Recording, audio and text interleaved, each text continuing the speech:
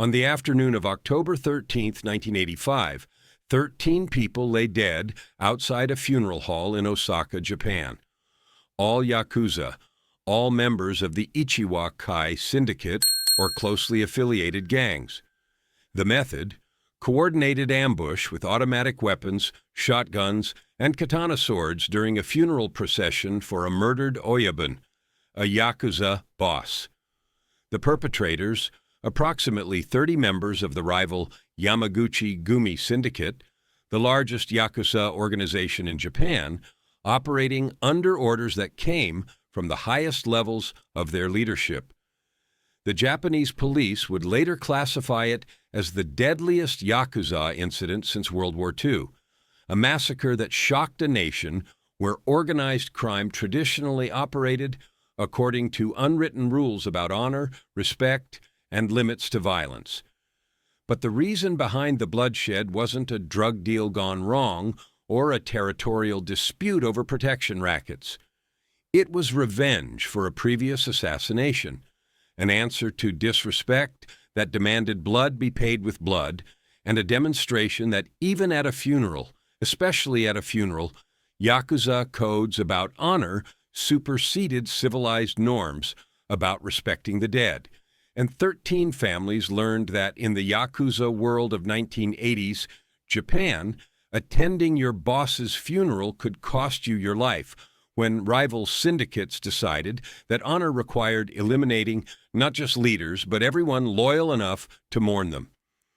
If you have the courage to hear this story, leave your like and subscribe to the channel.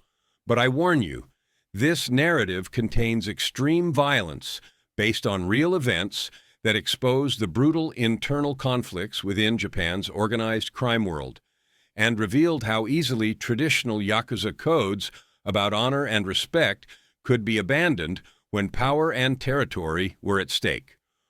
Osaka in 1985 was Japan's second-largest city, population approximately 2.6 million, located on Honshu Island's western coast, serving as the commercial and industrial heart of the Kansai region.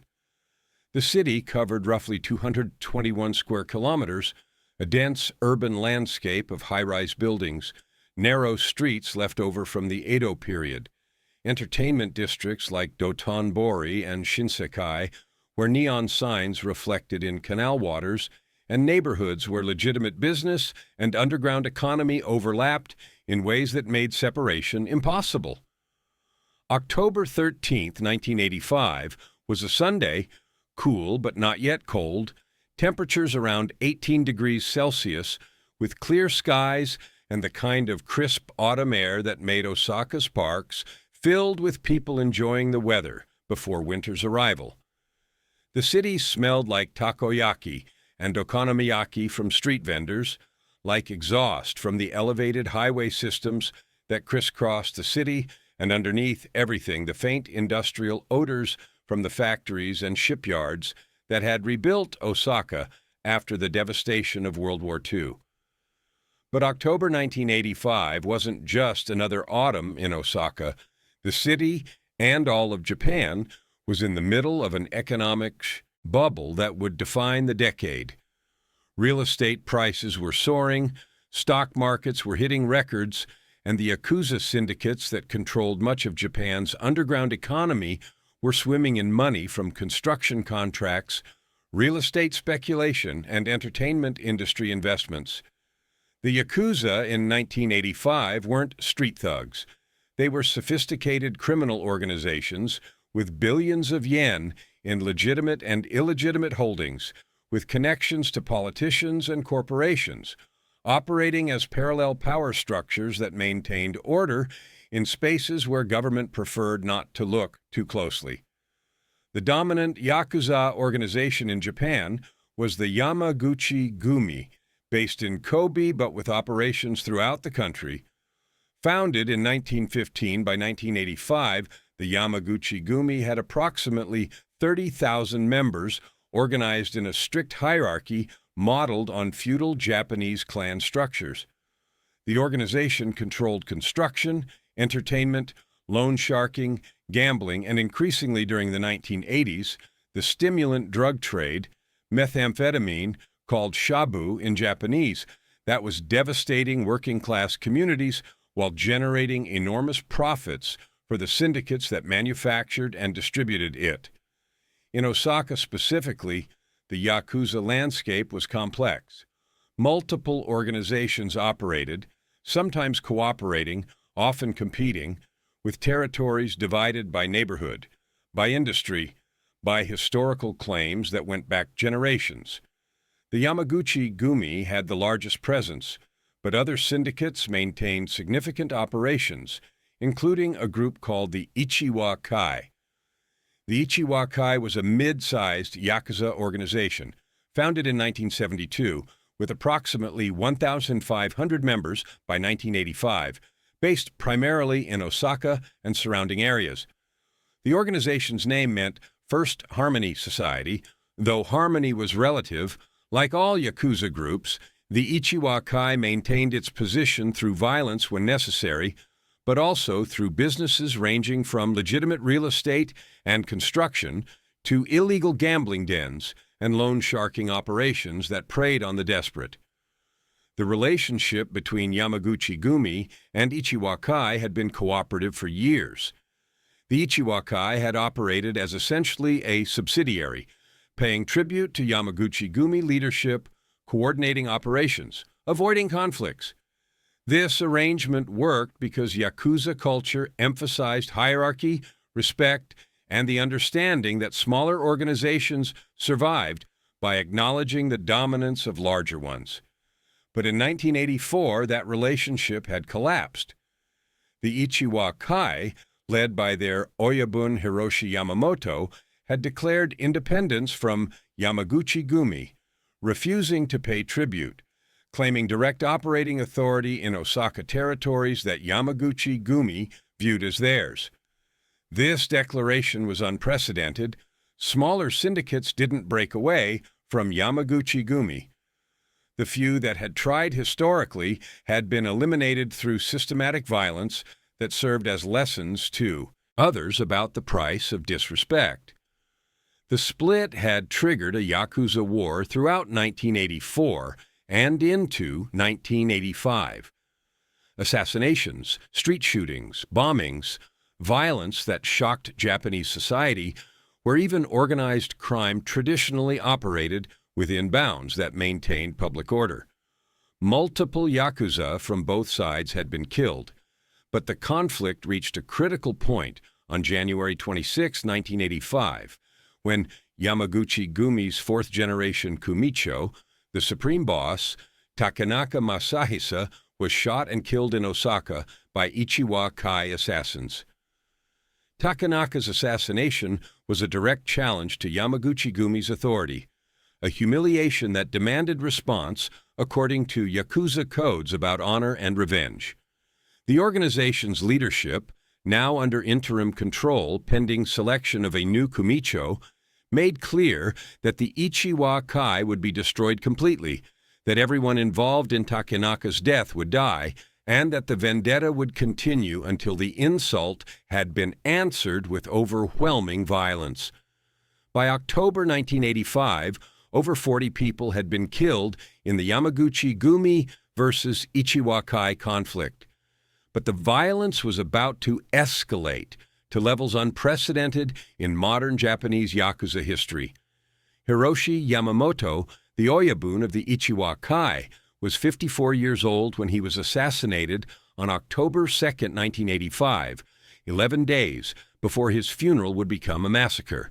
He'd been a Yakuza his entire adult life, joining a predecessor organization to the Ichiwa-kai at age 18, working his way up through the ranks through a combination of violence, business acumen, and the ability to command loyalty from men who would die for him, and who eventually would die because of him. Yamamoto stood about 5'7", average height for his generation, with the stocky, powerful build of someone who'd done enforcer work in his youth before rising to leadership. His most distinctive feature was his hands, the left hand missing the tip of his pinky finger, yubitsume, the ritual self-amputation that Yakuza performed as apology for failures or offenses. Yamamoto had performed yubitsume in 1966 after a subordinate had killed someone outside approved parameters, taking responsibility as leader by cutting off part of his finger and presenting it wrapped in cloth to his superior as apology and acceptance of blame. By the 1980s, Yamamoto had built the Ichiwa-kai into a significant organization, not as large as Yamaguchi-gumi, but profitable enough to maintain independence if they were willing to fight for it. Yamamoto's businesses included construction companies that secured contracts through intimidation and political connections, entertainment establishments in Osaka's red light districts, and increasingly, the methamphetamine trade that was generating enormous profits with relatively low risk, since Japanese police focused more on traditional crimes than drug trafficking. What Yamamoto valued most was autonomy. He'd spent his entire life following orders from Yamaguchi-gumi, superiors, paying tribute, sharing profits, subordinating his organization's interests to theirs. By 1984, he'd decided he was done being subordinate. The Ichiwa-kai was strong enough, profitable enough, established enough to operate independently. Breaking away from Yamaguchi-gumi was risky, but Yamamoto believed that once the initial conflict was weathered, other syndicates would recognize Ichiwa-kai's independence and a new equilibrium would establish itself. He miscalculated. Yamamoto understood business and he understood street violence. What he underestimated was how seriously Yamaguchi-gumi would take the challenge to their authority, how completely they would commit to destroying his organization as an example to others. On October 2, 1985, Yamamoto left his headquarters in Osaka's Nishinari ward around 8:30 p.m., heading to his home in the suburbs. He was traveling with 2 bodyguards in a black Toyota Crown, a standard Yakuza vehicle, expensive enough to convey status, common enough not to attract attention. Yamamoto sat in the back seat, reviewing documents related to a construction project his organization was pursuing. At a traffic light on Route 26, approximately 2 kilometers from his home, a white van pulled alongside the Toyota Crown. The side door slid open. 3 men with submachine guns opened fire. Scorpion Weisser 61 submachine guns, check-made, small enough to conceal but capable of firing 850 rounds per minute. The attack lasted approximately 15 seconds. When it ended, Yamamoto's driver and both bodyguards were dead or dying, the Toyota riddled with over 60 bullet holes, and Yamamoto himself had been hit 11 times: chest, abdomen, arms, neck. He died before the ambulance arrived, bleeding out in the back seat of his car, documents from his construction project scattered on the floor, soaked in blood.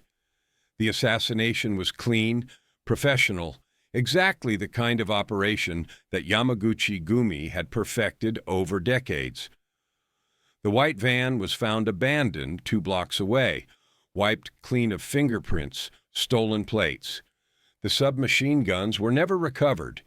The 3 shooters were never identified, protected by Yakuza code of silence and by a police investigation that was thorough enough to appear serious, but not aggressive enough to actually threaten Yamaguchi-gumi's operations. Yamamoto's death left the Ichiwa-kai in crisis.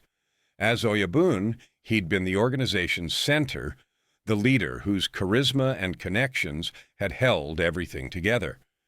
His death meant power vacuum, meant uncertainty about succession, meant that subordinate organizations and individual Koban, Yakuza soldiers, had to decide whether to continue fighting Yamaguchi-gumi or to seek accommodation and survive.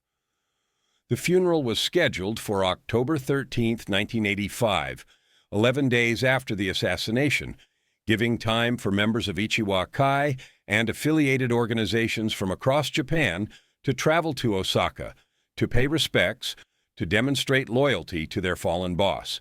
Funerals in Yakuza culture are significant events, not just mourning, but displays of organizational strength, opportunities for bosses to be seen and to assess the loyalty of their subordinates.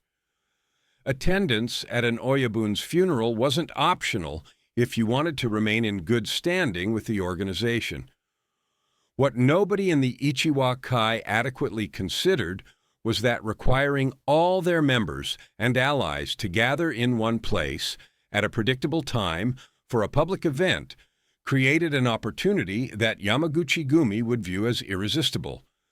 After Hiroshi Yamamoto's assassination on October 2nd, the leadership of Yamaguchi-gumi held a series of meetings at their headquarters in Kobe to discuss the next phase of operations against Ichiwa-kai. The assassination had been successful, had eliminated the rival organization's leader, but it wasn't sufficient. The vendetta demanded more: complete destruction of the organization, elimination of everyone in leadership positions, a demonstration so overwhelming that no other Yakuza group would ever consider breaking away from Yamaguchi-gumi. The acting Kumicho, supreme boss of Yamaguchi-gumi in October 1985, was a man named Takenaka, Masahisa's former Wakagashira, second in command, Watanabe Yoshinori, 48 years old, who'd been managing operations since Takenaka's assassination in January. Watanabe was old-school Yakuza, believed in the traditional codes about honor and hierarchy, but he'd also recognized that the modern Yakuza world required adapting those codes to contemporary realities, meaning that honor sometimes required violence so extreme it shocked even other criminals. Watanabe proposed that Yamaguchi-gumi attack the Ichiwa-kai en masse at Yamamoto's funeral. The logic was straightforward. All of Ichiwa-kai's leadership and most committed members would be gathered in one location, predictable timing, focused on ceremony rather than security.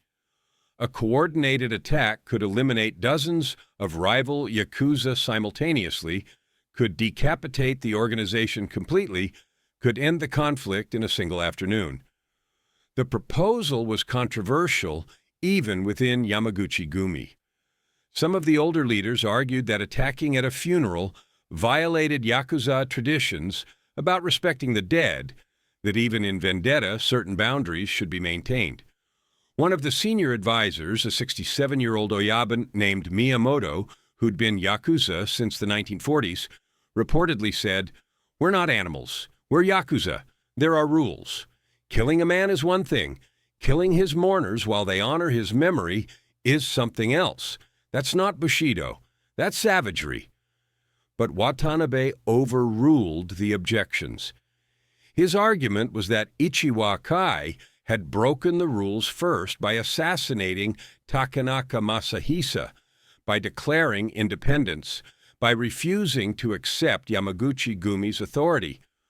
When one side abandons the rules, the other side is freed from obligation to follow them, and strategically, attacking the funeral offered an opportunity that might not come again, a chance to end the conflict decisively, to eliminate an entire organization in one operation.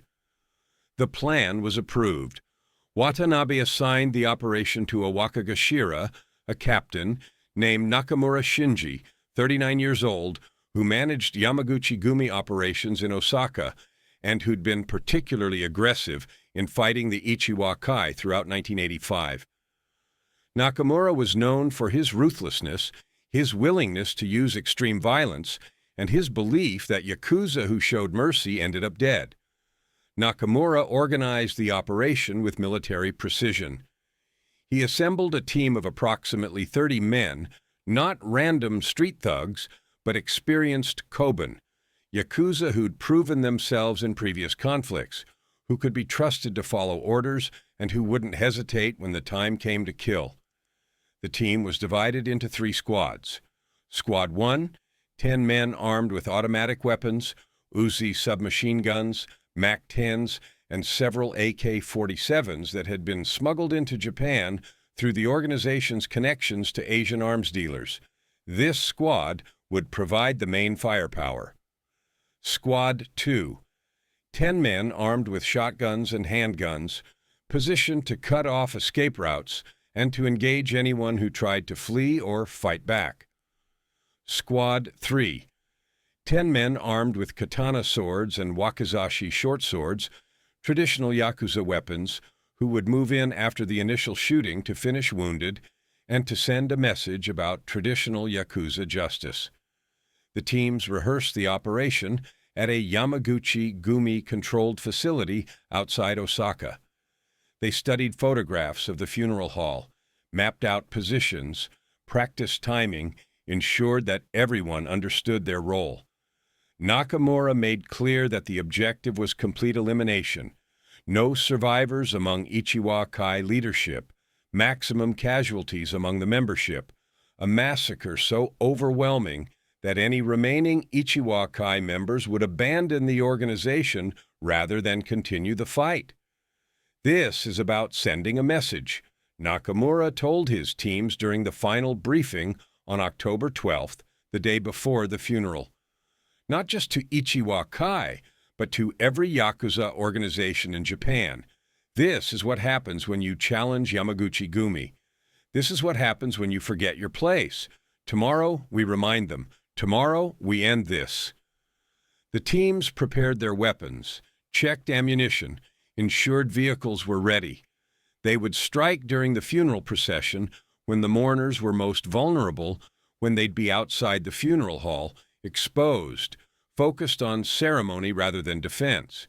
The timing would be critical. Too early, and they'd face organized resistance. Too late, and the opportunity would pass. But if executed correctly, they could kill dozens before anyone understood what was happening. The funeral of Hiroshi Yamamoto was held at the Minami Osaka Funeral Hall, a large facility in the Nishinari ward that the Ichiwa-kai had essentially taken over for the day, displacing other funerals, paying the facility's owners enough that they'd agreed to host what everyone knew would be a Yakuza event. The funeral was scheduled to begin at 1 p.m., with a procession at 3 p.m., when the coffin would be carried from the hall to the hearse for transport to the crematorium. By noon on October 13th, over 300 people had gathered at the funeral hall, Ichiwa-kai members from across Japan, allied Yakuza from smaller syndicates, and some civilians, including family members of the deceased and business associates who maintained relationships with the organization. The men wore formal black suits, white shirts, black ties, the standard Yakuza funeral attire. Many had visible tattoos peeking from collars and cuffs, the elaborate full-body irizumi that marked serious Yakuza who'd committed to the life completely. The funeral ceremony followed traditional Japanese Buddhist practices, but with Yakuza adaptations. Incense was burned. Sutras were chanted by a priest who'd been paid handsomely to overlook the nature of the assembled crowd, and eulogies were given by senior Ichiwa-kai members who praised Yamamoto's leadership, his loyalty to his men, his courage in standing against Yamaguchi-gumi. One of the eulogies was delivered by Yamamoto's Wakagashira, his second-in-command, a man named Tanaka Masao, 43 years old, who'd been with Yamamoto for over 20 years and was expected to succeed him as Oyabun once the succession was formalized. Tanaka stood at the front of the funeral hall, addressed the assembled mourners, his voice carrying over the sound of quiet crying and the smell of incense. Yamamoto-san taught us that a man must stand for something, that being Yakuza means more than violence and money. It means loyalty. It means refusing to bow when others demand submission. He could have stayed subordinate to Yamaguchi-gumi, could have accepted being second class, could have lived longer by being weaker, but that wasn't who he was.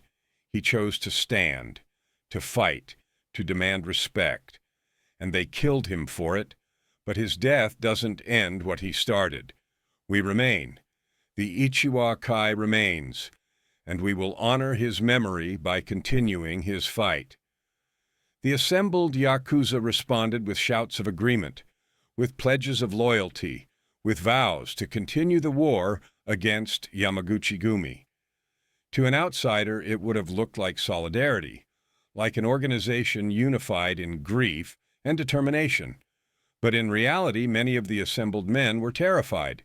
They knew that breaking away from Yamaguchi-gumi had been disastrous, that the war was unwinnable, that Yamamoto's death probably meant the end of Ichiwa-kai as an independent organization. But Yakuza culture demanded public displays of loyalty, even when private doubts were overwhelming. You showed strength, showed commitment, and worried about survival later. At 2:50 p.m., the ceremony inside the funeral hall concluded. The coffin, an expensive black lacquer casket with gold fittings, was prepared to be carried outside to the waiting hearse. 8 pallbearers, all senior Ichiwa-kai members, lifted the coffin. The crowd began moving toward the exit, preparing for the procession. Tanaka Masao walked at the front of the procession, carrying a framed photograph of Yamamoto, a formal portrait showing the oyabun in traditional Yakuza pose, stern expression, suit and tie, the image of authority and strength. Behind him came the pallbearers and coffin. Behind them, the approximately 300 mourners filing out of the funeral hall in rough formation, maintaining the order and discipline that Yakuza prided themselves on even in grief. At 2:58 p.m., the first pallbearers emerged from the funeral hall into the afternoon sunlight. The street in front of the funeral hall had been closed to traffic by the Ichiwa-kai, ensuring privacy and security, or so they thought. The hearse was parked about 30 meters from the building's entrance. The plan was to carry the coffin to the hearse, load it, then have the mourners bow as the hearse departed, a final show of respect. At 3:01 p.m., approximately half the mourners were outside the funeral hall, crowded in the street, focused on the coffin, on the ceremony, on demonstrating proper respect for their fallen boss. They were so focused on the funeral that they didn't notice the 4 black vans that pulled up at both ends of the street, blocking any exit. At 3:02 p.m., the doors of the vans opened, and the massacre began.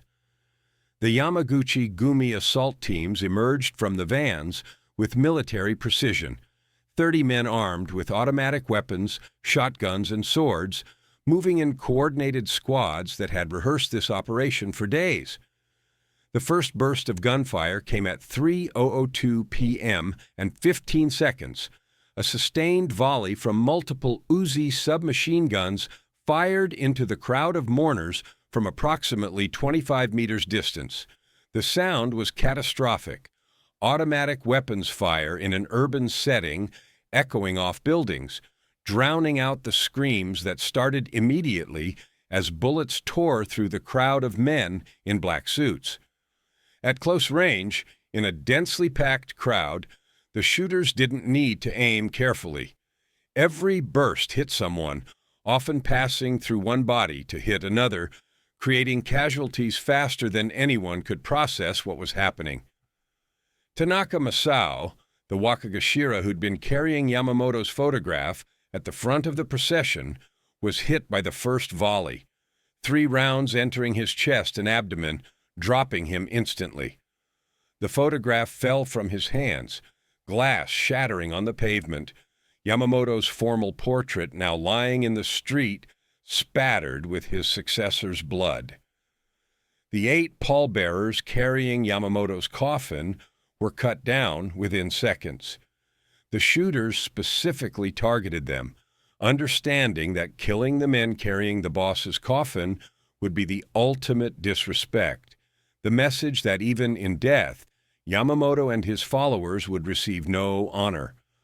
All 8 pallbearers were hit multiple times, their bodies, collapsing around the coffin, which fell to the pavement with a heavy thud, the expensive casket cracking as it hit the ground, the deceased Oyabun's body inside subjected to the indignity of being dropped during his own funeral.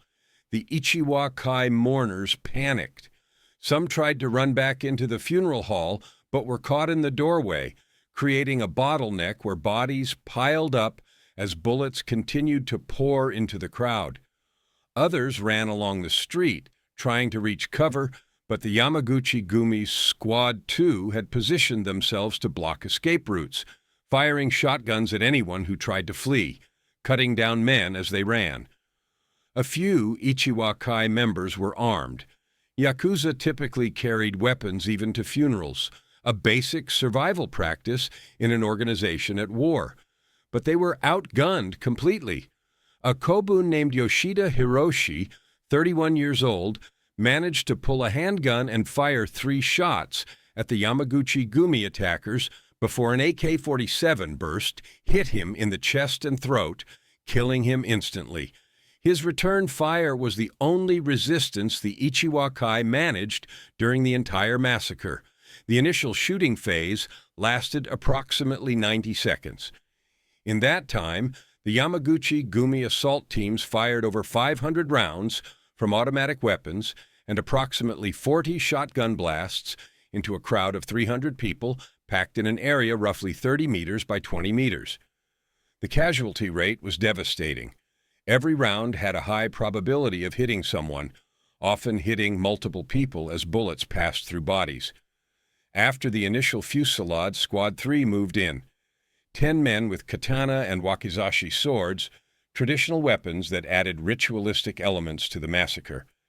These men moved through the wounded, systematically finishing anyone who was still moving, using the swords to deliver what in traditional Japanese execution culture was called kaishaku, the mercy stroke that ended suffering but also ensured no survivors. The use of swords wasn't purely practical, it was symbolic, a callback to Yakuza origins in samurai culture, a statement that this massacre was about honor and tradition as much as territorial control. One of the sword wielders, a Yamaguchi-gumi kobun named Sato Kenji, later testified after being arrested that Nakamura Shinji had specifically ordered them to use swords on the leadership figures. He said bullets were for the soldiers, but the officers deserved the sword. He said it was more respectful to kill a Yakuza with a blade than with a gun. Respect, even in killing. That's what he said. The entire massacre, from first shots to final sword strokes, lasted approximately 6 minutes. When the Yamaguchi-gumi teams withdrew, climbing back into their vans and disappearing into Osaka traffic before police could respond, they left behind a scene of carnage unprecedented in modern Japanese organized crime. 13 people lay dead on the street in front of the Minami Osaka Funeral Hall. Tanaka Masao, the Wakagashira, shot 3 times, died almost instantly. All 8 pallbearers, multiple gunshot wounds each, 4 other senior Ichiwa-kai members, including 2 who'd been finished with swords after being wounded by gunfire. Approximately 28 others were wounded, gunshot wounds ranging from minor to critical, including several who'd been trampled in the panic or injured in the crush at the funeral hall doorway trying to escape. The coffin containing Hiroshi Yamamoto's body lay on the pavement, cracked open from the fall, the dead Oyabun's body visible inside, his funeral suit torn by the impact. The ultimate insult, not only had his funeral been attacked, but his coffin had been dropped, his body exposed to public view in a way that violated every principle of Japanese respect for the dead. The street was a chaos of blood, spent shell casings, bodies in black suits, wounded men crying for help, and the few uninjured survivors who stood in shock, unable to process what they'd witnessed. The smell was overwhelming, gunpowder, blood, and the acrid odor of fear that comes from human bodies under extreme stress. Osaka police received the first emergency calls at 3:04 p.m., barely 2 minutes after the shooting started. Multiple witnesses called from nearby buildings, reporting automatic weapons fire, mass casualties, what sounded like a war in the middle of the city. Police units were dispatched immediately, but by the time the first officers arrived at 3:11 p.m., 9 minutes after the shooting began, the Yamaguchi-gumi assault teams were gone, dispersed into the city, weapons already being disposed of, men already changing clothes and establishing alibis. The Japanese police response to the Ichiwa-kai funeral massacre was swift, massive, and ultimately ineffective. Within an hour of the shooting, over 200 police officers had converged on the scene, securing the area, documenting evidence, treating wounded, beginning the process of identifying victims and collecting witness statements. The Osaka Prefectural Police established a special investigation unit, bringing in detectives from across the region, dedicating enormous resources to solving what was clearly the most significant organized crime incident in decades. They had hundreds of witnesses, over 500 shell casings from multiple weapons, ballistics evidence, and a clear understanding of who was responsible. Yamaguchi-gumi had attacked Ichiwa-kai at the funeral, no mystery about basic facts. But evidence and arrests are different things. Within 24 hours, police had developed a list of approximately 40 Yamaguchi-gumi members believed to have participated in the massacre or organized it. But proving participation was nearly impossible because of the fundamental obstacle that police always faced when investigating Yakuza crimes: nobody talked. The 300 Ichiwa-kai mourners who'd witnessed the massacre refused to provide useful testimony. When questioned by police, they claimed they'd been inside the funeral hall when shooting started, hadn't seen the attackers, couldn't identify anyone. This was obviously false. Many had been outside, had seen everything, but Yakuza culture demanded that you handled your own problems, that you didn't cooperate with police, that revenge was a matter of honor to be settled between organizations, not through courts and prisons. The wounded Ichiwa-kai members who were hospitalized refused to provide statements. One man, shot 3 times and facing permanent disability, told detectives, "I fell down some stairs. That's how I got hurt. Stairs." When detectives pointed out that he had bullet wounds, not fall injuries, he shrugged and said, "Steep stairs." The code of silence extended beyond victims. Civilians who'd witnessed the massacre from nearby buildings initially provided statements, but within days many recanted or claimed they'd been mistaken about what they'd seen. This was standard Yakuza intimidation. Witnesses received visits, messages, subtle threats that made clear their cooperation with police would have consequences. Better to claim amnesia than to help police investigate Yakuza business. The Yamaguchi-gumi members who'd participated in the massacre were even more untouchable. They'd already established alibis, dozens of witnesses, all Yakuza or Yakuza-connected, ready to testify they'd been elsewhere when the shooting occurred. The weapons used had been disposed of, dropped in Osaka Bay, or buried in construction sites that the organization controlled, irretrievable. The vans used had been stolen, wiped clean, abandoned in different areas of the city. By the end of October 1985, 2 weeks after the massacre, police had made exactly 3 arrests. 2 low-level Yamaguchi-gumi kobun, found in possession of weapons similar to those used in the massacre, charged with illegal weapons possession, but not with murder because evidence didn't directly link them to the shooting one civilian driver who'd rented a van to Yamaguchi-gumi members, charged as an accessory, but who knew nothing about the operation and would eventually be acquitted. The investigation continued for months, but ultimately produced minimal results. Nakamura Shinji, the Yamaguchi-gumi Wakagashira who'd organized the operation, was questioned multiple times but was never arrested because police couldn't develop sufficient evidence.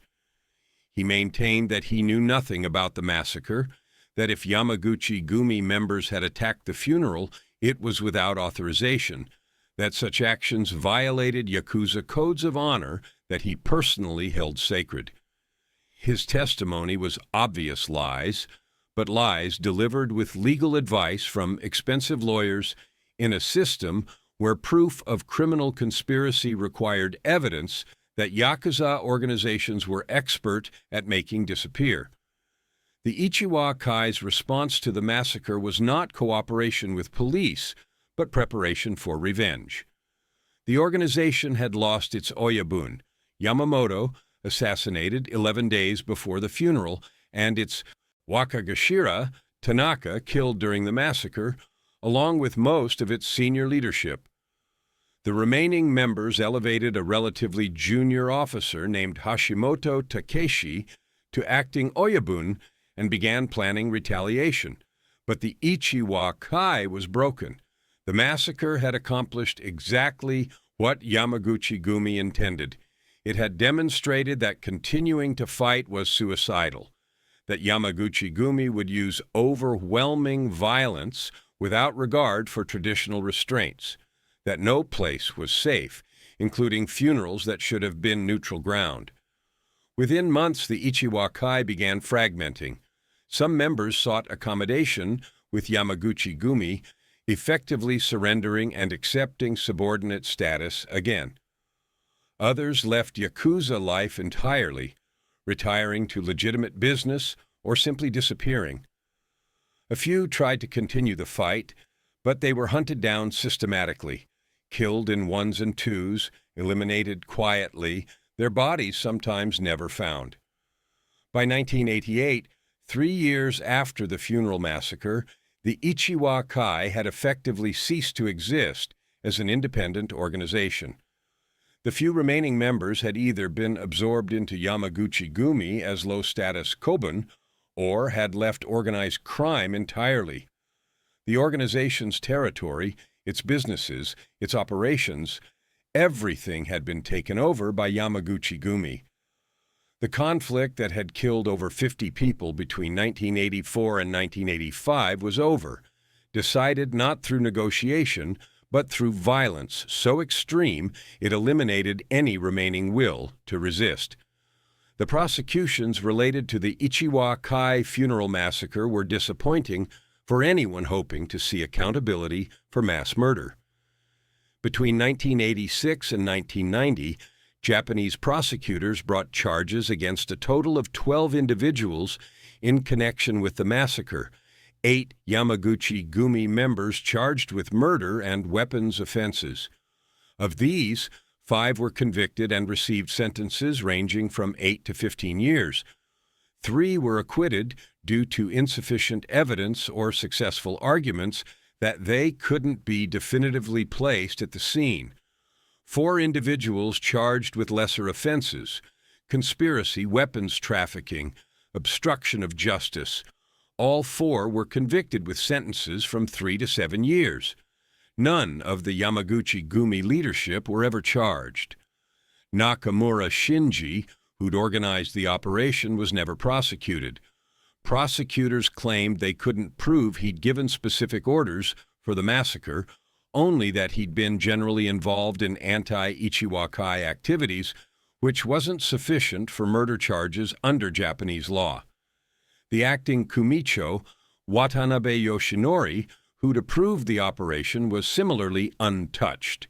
His involvement was organizational and strategic, not operational, meaning prosecutors couldn't establish direct criminal liability.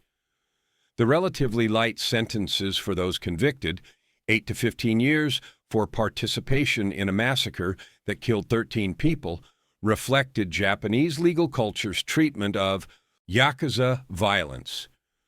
Yakuza crimes against other Yakuza were viewed as less serious than crimes against civilians, the logic being that Yakuza had chosen their lifestyle and its risks, whereas innocent civilians deserved greater protection. This created a two-tier justice system where murdering 13 Yakuza at a funeral resulted in lighter penalties than murdering a single civilian in a robbery.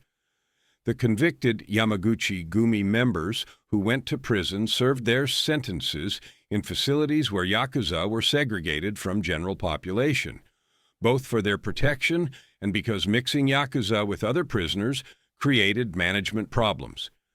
In prison, they maintained their Yakuza identity, received support from the organization, money, letters, visits from lawyers, and knew that when released, they'd return to positions in the organization, possibly with enhanced status, for having done their time without cooperating with authorities. Of the 5 Yamaguchi-gumi members convicted of murder in connection with the funeral massacre, 3 were released between 1994 and 1999, having served between 8 and 13 years. One died in prison in 1997 from liver cancer. One remained in prison until 2005, served the full 15-year sentence, was released at age 58, and returned to Yamaguchi-gumi operations. None expressed remorse. None provided information about who ordered the operation or how it was organized. Several gave interviews after release, anonymously, to journalists writing about Yakuza culture, describing the funeral massacre as a successful operation that had achieved its objectives, speaking about it with professional pride rather than guilt or regret. The families of the 13 men killed at the funeral faced grief complicated by stigma. In Japanese society, being Yakuza, or being related to Yakuza, carried shame that extended beyond the individual to the entire family. Wives of Yakuza were often rejected by their own families for marrying criminals. Children of Yakuza faced discrimination in schools, were denied admission to universities, struggled to find legitimate employment because of their family connections. When 13 Yakuza died at the funeral, their families had to grieve in secret, without public sympathy, without social support. One widow, Tanaka Yuki, wife of the Wakagashira killed during the massacre, tried to hold a separate funeral for her husband, but was told by the funeral home that they didn't serve Yakuza families. She eventually found a Buddhist priest willing to perform private services, but fewer than 10 people attended. Even relatives stayed away, not wanting to be associated with Yakuza tragedy. Tanaka Yuki's children, 2 sons ages 14 and 11 at the time of their father's death, were withdrawn from school after classmates learned their father had been Yakuza killed at the Osaka massacre. The boys were bullied, called Yakuza scum, told that their father had deserved to die. Yuki moved the family to a different city, changed their surname, tried to create new lives separate from their Yakuza past. But the stigma followed them. In a 2005 interview with a journalist researching the long-term impact of the massacre, Yuki, who requested anonymity, said, "People think Yakuza families are all criminals, all violent, all deserving of what happens. But my husband was a person. He made bad choices, yes. He joined the Yakuza, yes. But he was also a father who played with his sons, who worked hard to provide for us, who was killed at his boss's funeral while trying to show respect for the dead. His murder was public. Everyone knows how he died. Everyone can judge. But our grief is private. Nobody cares about the wife and children left behind. We're just Yakuza trash to most people. That's how Japan treats families like ours." The children of the massacre victims faced particular hardship. Many dropped out of school due to bullying or family financial crisis after losing their father's income. Some ended up joining Yakuza themselves, not out of loyalty to their father's organizations, but because legitimate society offered them nothing, because being Yakuza at least meant being part of something, having identity and purpose, even if that identity was criminal.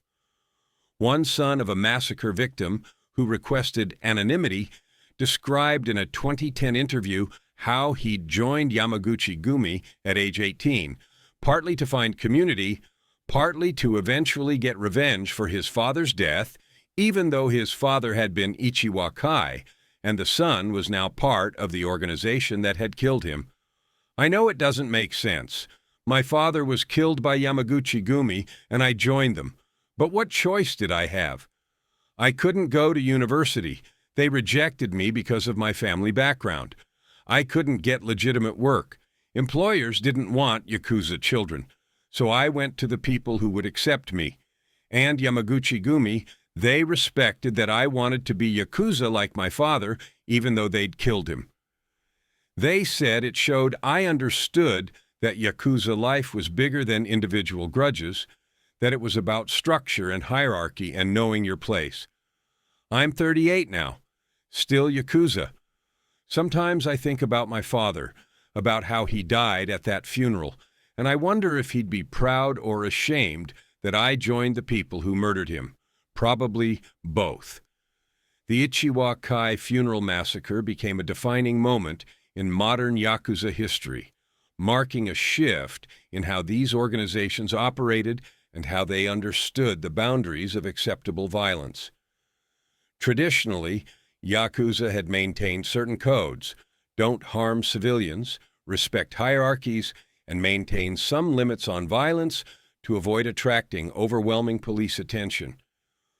The funeral massacre demonstrated that when organizational survival was at stake, those codes were expendable. The massacre didn't end Yakuza violence in Japan. If anything, the late 1980s and early 1990s saw increased conflicts as organizations fought over the enormous profits available from Japan's economic bubble.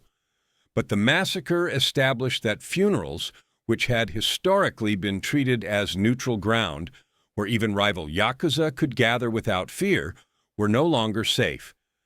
This realization changed Yakuza culture.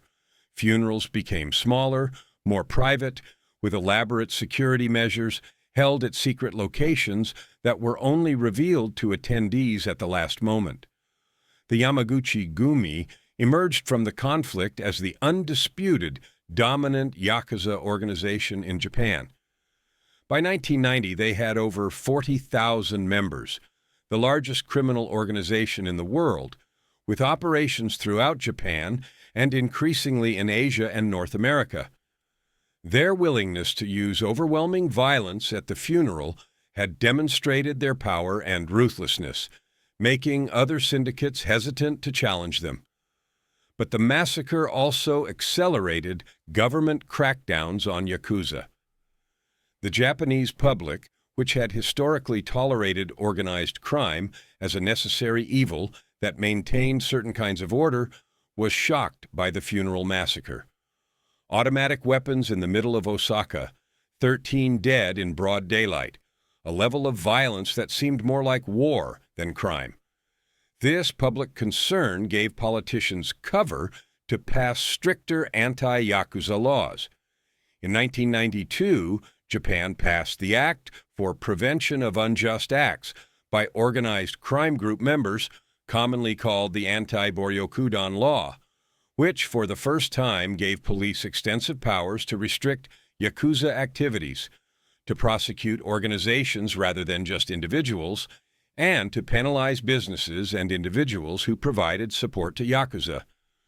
The law didn't eliminate Yakuza, they're still active today, but it pushed them further underground, made their operations more difficult, and began a long-term decline in membership and influence. At the site of the massacre, the Minami Osaka Funeral Hall, there is no memorial, no plaque, no acknowledgement that 13 people were murdered there in 1985. The funeral hall continued operating for several years, then was sold and demolished in 1993. The lot remained empty for years.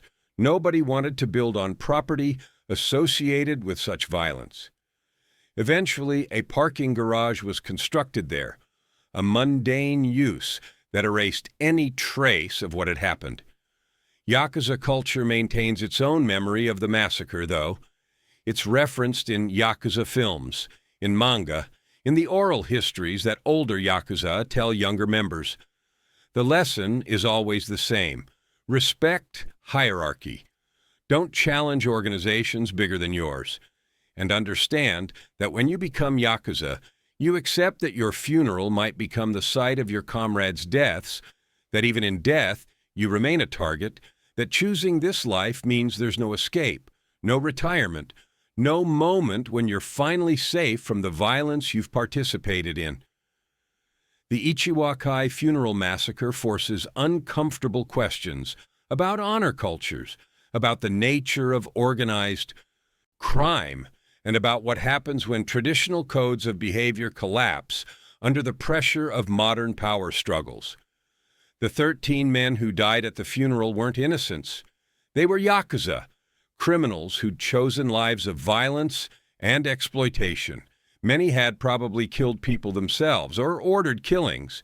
They'd extorted businesses, trafficked drugs, ruined lives through loan sharking and gambling operations. By any moral standard, they weren't sympathetic victims, but they were murdered while attending a funeral, while honoring their dead boss, while engaged in one of humanity's most universal rituals, mourning. And that murder was calculated, planned, approved at the highest levels of a criminal organization that decided efficiency and message sending mattered more than maintaining even the minimal codes of honor that had historically governed Yakuza behavior. The massacre revealed that Yakuza codes about honor and respect were ultimately negotiable, applied selectively, abandoned when organizational interests demanded it.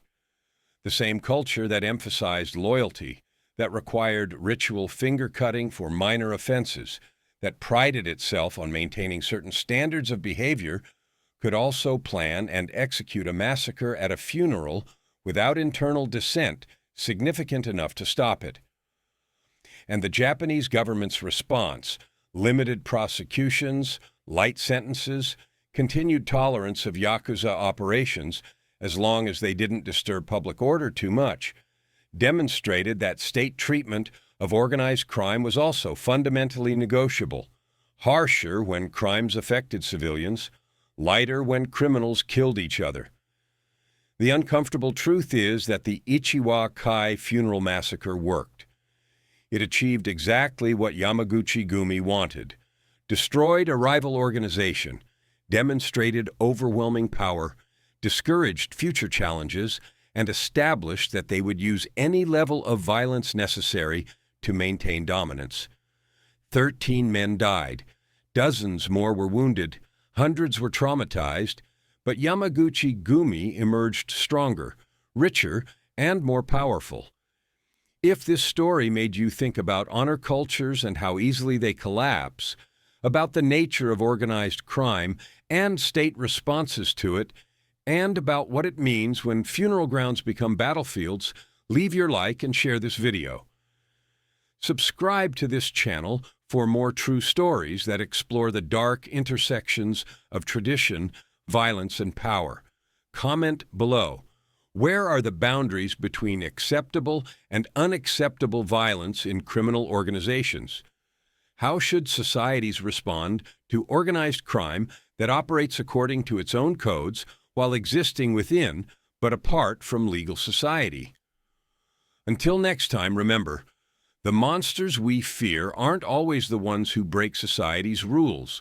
Sometimes they're the ones who create their own rules, who build elaborate honor codes and traditions, who speak about loyalty and respect while planning massacres at funerals.